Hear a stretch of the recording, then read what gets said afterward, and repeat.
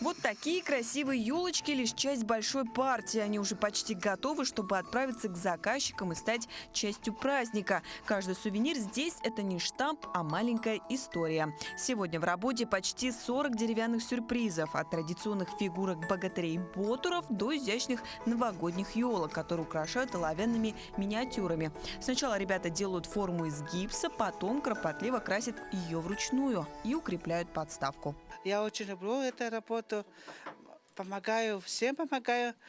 И Максим Вадимович хорошо нас только занимает, учит нас все. Руководитель мастерской Максим Кармишин признается, сейчас объемы не самые большие, но каждый заказ – это глоток жизни для проекта. Главная же мечта – не просто увеличить поставки, а расширить горизонты для своих подопечных.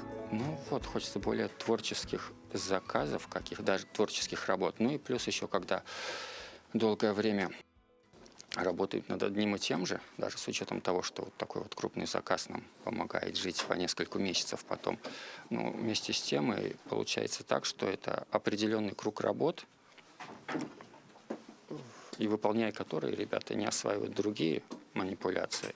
Ну, хотелось бы, чтобы ребята более широкий спектр технологических процессов осваивали. И мастерская растет, притягивая тех, кому она нужна. С недавнего времени сюда начали приходить участники специальной военной операции. Для многих это и терапия руками, и возможность получить реальную профессию, чтобы уверенно встать на ноги в гражданской жизни. Поступил на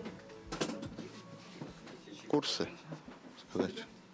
на столяра для открытия своего дела. Хочу стать самозанятым, свое дело открыть и делать там всякие сувениры, декор домашний. И пусть здесь начинается часто с простого, со шлифовки, потом резьба, сборка, работа на станках.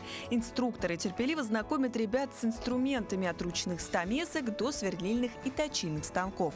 Это партнерство, где нет особых и обычных, есть общее дело. И благодаря ему молодые люди не только раскрывают творческие способности, но и получают самый важный новогодний подарок – веру в свои силы. Дарья Короленкова, Нюргун Старостин, Якутск.